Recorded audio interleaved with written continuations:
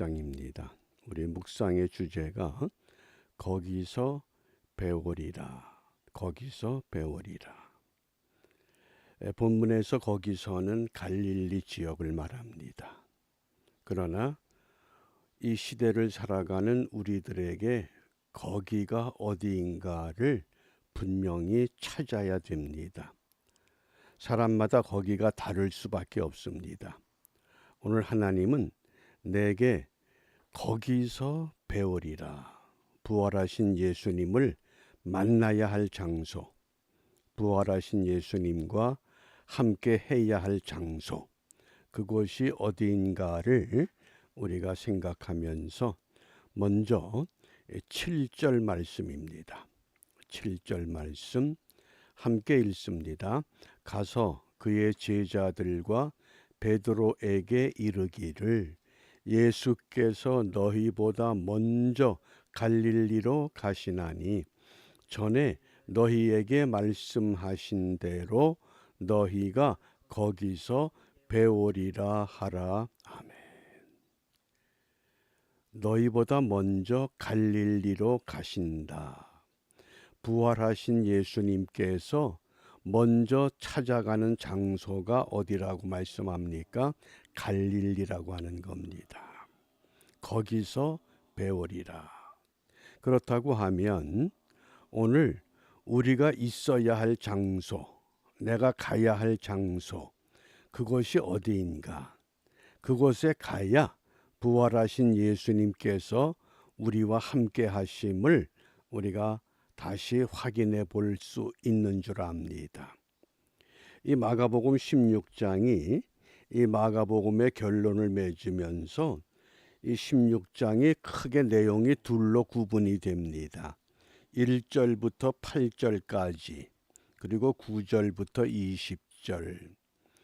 학자들의 의견은 원래 마가복음은 16장 1절부터 8절까지가 마지막인데 9절부터 20절은 후대에 편입해 넣었다고 하는 것이 정설입니다. 어떻든 중요한 것은 오늘 우리가 묵상하고자 하는 주제가 거기서 왜 갈릴리로 가시겠다고 하셨는가? 그 갈릴리의 지도를 좀 보면 그 갈릴리가 성경에서는 디베랴 바다 또는 게네사렛 호수 이렇게 불려집니다. 이 갈릴리라고 하는 뜻이 둥글다 그런 뜻입니다. 이 갈릴리 바다의 모양이 이렇게 모가 난 것이 아니라 둥글기 때문에 둥글다 그런 뜻입니다. 저는 이 지도를 보면서 사람마다 자기의 마음, 자기의 생각, 자기의 언어가 둥근 사람이 있는가 하면 모난 사람이 있습니다. 오늘 내 마음과 내 생각과 내 언어는 둥근 편인가 아니면 모가 난 편인가? 주님이 원하시는 마음은 어떤 마음인가? 너희 안에 이 마음을 품으라 곧 그리스도 예수의 마음이다. 예수님의 마음은 어떤 마음일까요? 정말 둥근 마음입니다. 왜? 현장에서 간음하다 붙잡힌 여인을 앞에 놓고 돌로 쳐 죽이라고 그랬습니다. 어떡할까요? 그렇게 성난 무리들을 향해서 한마디로 그들을 잠재웁니다. 너희 중에 죄 없는 자가 돌로 치라. 그러자 돌을 들고 덤벼들었던 많은 무리들이 돌을 내려놓고 다 그 자리에서 떠납니다. 그러자 마지막 예수님께서 그 여인에게 나도 너를 정죄하지 아니하노니 다시는 죄를 짓지 마라. 그게 어떤 마음이에요? 그게 둥근 마음입니다. 둥근 언어입니다. 사람들이 마음이 각박해지고 세상살이가 힘들어지니까 점점 언어가 모가 나기 시작했고 비판을 좋아하고 남 비난하기를 좋아하고 그런 삶을 우리가 반복합니다. 거기서 배우리라. 거기가 어딘가요? 왜 갈릴리로 예수님께서 부활하신 후에 갈릴리로 가신다고 하셨는가? 그 이유가 있습니다. 우리 마태복음 4장 19절 20절입니다. 함께 읽습니다. 갈릴리 해변에 다니시다가 두 형제 곧 베드로라 하는 시몬과 그 형제 안드레가 바다에 금을 던지는 것을 보시니 저희는 어부라 말씀하시되 나를 따라오너라 내가 너희로 사람을 낚는 어부가 되게 하리라. 부활하신 예수님께서 처음 제자들을 부르셨던 장소, 그 갈릴리는 어부들의 생업의 현장입니다. 예수님께서 부활하신 후에 베드로가 어떤 모습으로 삶의 자리를 바꾸어 갑니까? 죽어도 예수님과 함께 죽겠다고 결단했던 베드로였지만은 예수님 부활 후에는 다시 갈릴리로 돌아갔습니다. 밤새도록 그물을 던졌지만은 잡는 것도 없습니다. 그게 인생의 모습입니다. 그렇게 열성당원이었고 누구보다 예수님을 가까이 모셨던 베드로일지라도 결국은 갈릴리로 돌아가고 말았습니다. 왜? 그들의 생업의 현장이었던 그들의 삶에 익숙했던 자리입니다. 우리가 신앙생활 하면서도 예전에 내가 즐거웠던 그 자리가 그리워질 때가 있고 문득 그곳으로 돌아가고자 하는 인간의 욕망은 우리가 버리지를 못합니다. 저는 이 말씀을 묵상하면서 그래서 왜 오늘 이 시대에 예수를 믿는 그리스도인들의 갈릴리가 어디겠는가? 제가 두 가지로 정리를 합니다. 그 첫 번째가 내 삶의 자리입니다. 내가 지금 어디에 살고 있는가? 두 번째는 내 임종의 자리입니다. 내가 어디에서 죽게 될 것인가? 내 삶의 자리, 분명히 지금 내가 있는 그 자리, 그 자리에서 우리가 부활의 주님을 반드시 만나야 됩니다. 그 만남이 분명해지지 않으면 우리 신앙생활의 결말이 주님을 떠날 수밖에 없는 형편이 되고 맙니다. 베드로를 갈릴리 바다에서 부르셨습니다. 나를 따라오너라 내가 너로 사람 낚는 어부가 되게 하겠다. 분명히 그 자리 갈릴리.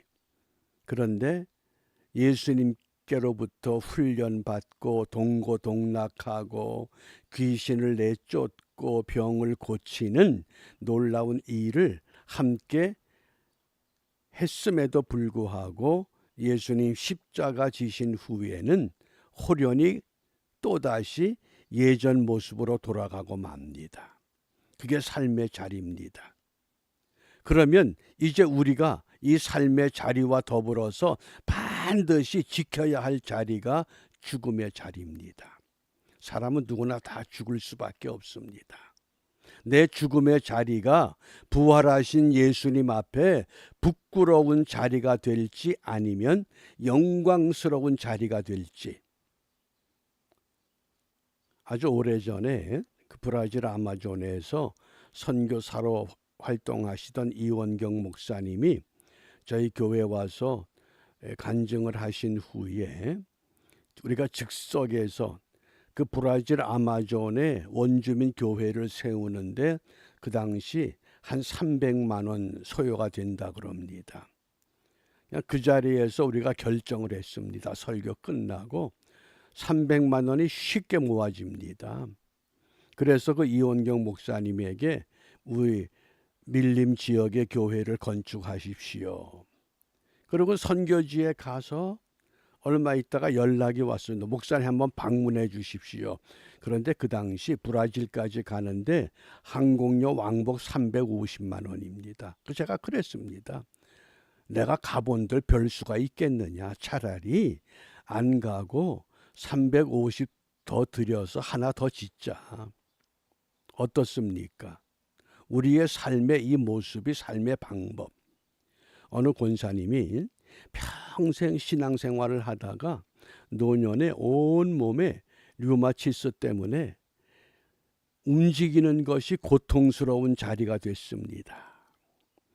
그러던 중에 어느 선교사의 그 밀림 지역에 교회 하나 세우는데 5,000불이면 교회를 세운다 하는 이야기를 듣고는 고민을 합니다.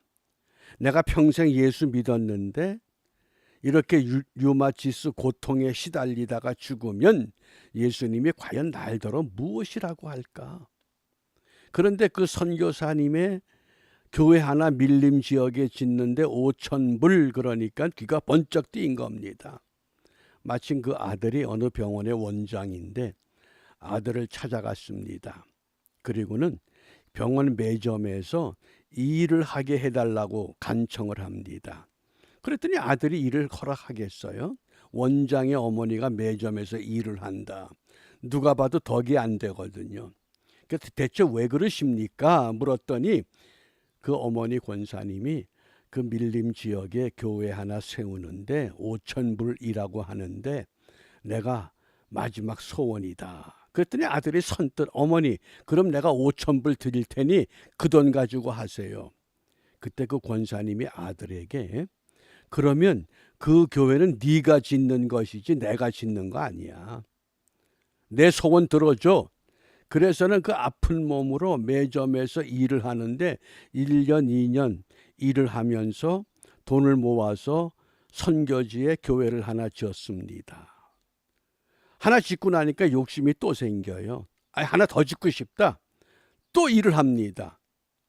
근데 놀라운 하나님의 은혜를 체험하기 시작합니다.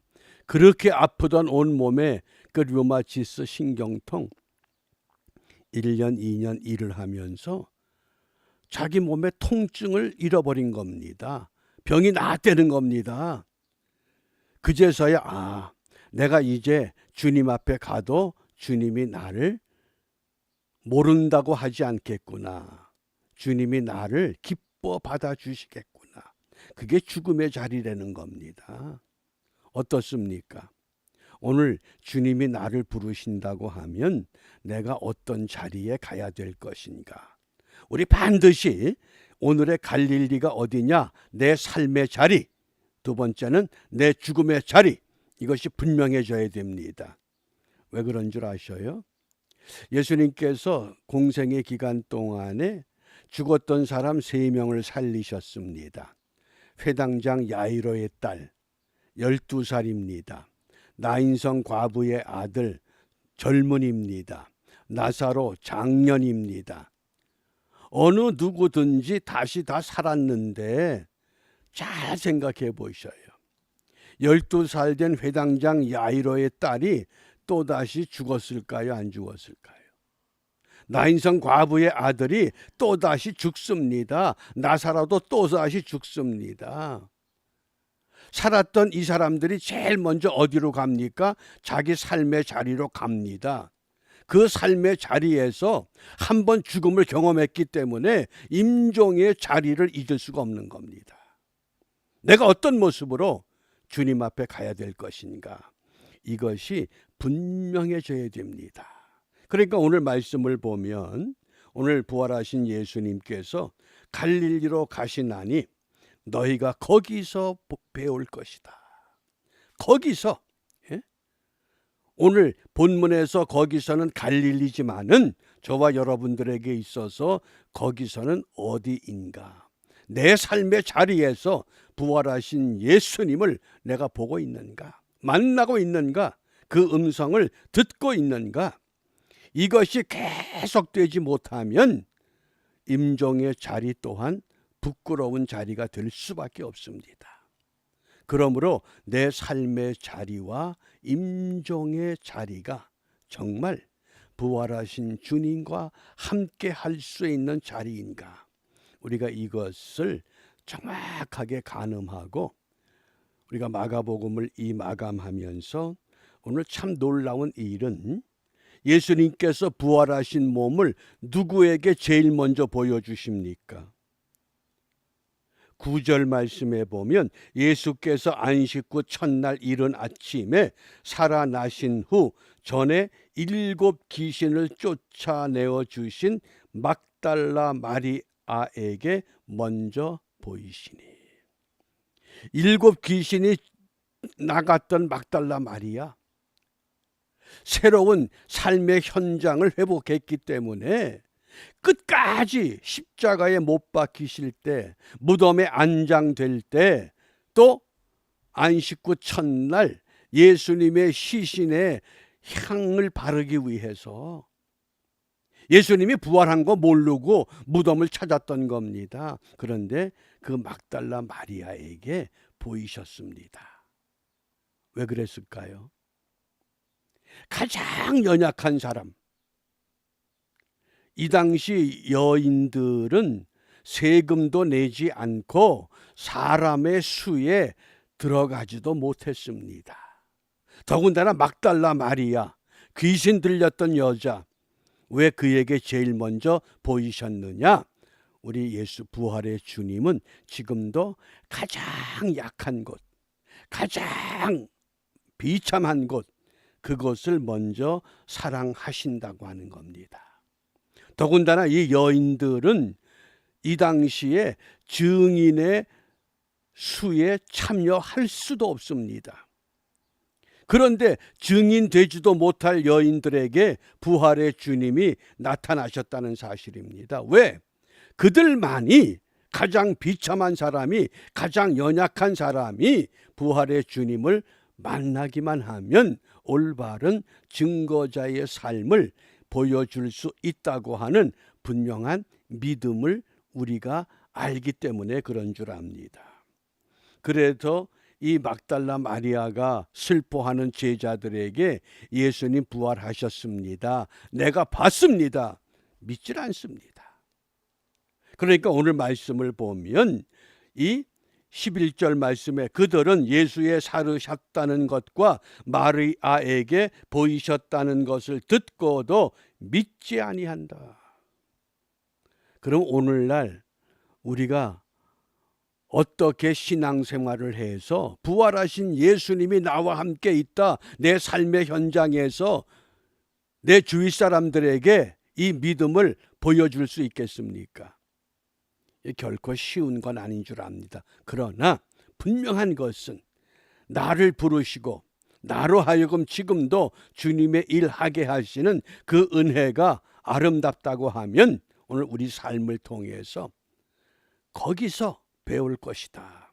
거기서 부활하신 주님 만나게 해야 하는 책임과 의무가 우리에게 주어져 있음을 마음에 새기면서 오늘 우리가 무엇을 기도하느냐? 고린도전서 4장 2절에 맡은 자들의 구할 것은 충성이다 그랬습니다. 먼저 우리 소명의 자리에서, 사명의 자리에서 부활의 주님을 다시 확인하시길 바랍니다.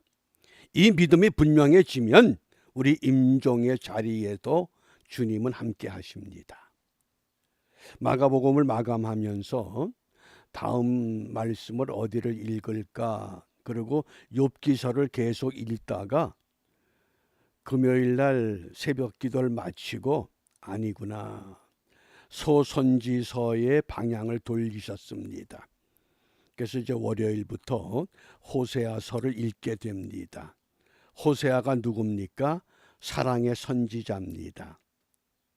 타락한 여인을 아내로 맞이하라고 하는 하나님의 그 음성, 타락한 세대를 향해서 오늘 우리에게 이 세상을 품고 하나님의 마음으로, 하나님의 심정으로 기도하기를 원하시는 주님의 간절한 소망 우리 마음에 새기면서 오늘 거기서 배우리라.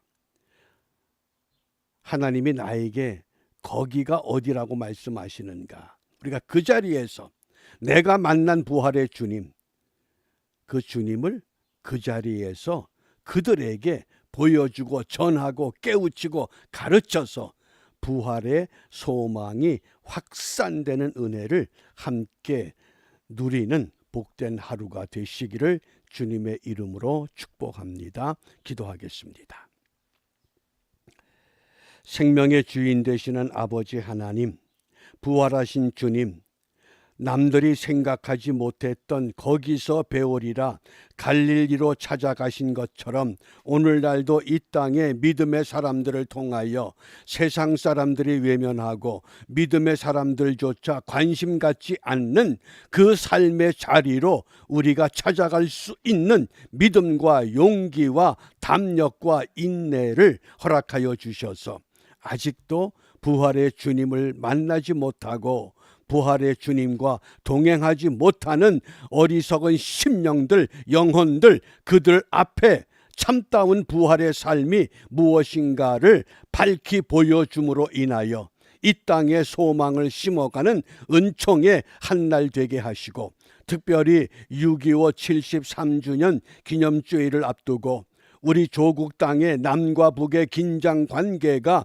이전보다도 심각해지는 때에 모든 교회와 성도들 주님 앞에 부끄러움이 없는 믿음을 갖고 다시는 전쟁이 그 땅에 일어나지 않도록 믿음의 삶을 결단하는 복된 하루가 되도록 축복하여 주시옵소서. 예수님 이름으로 기도합니다. 아멘.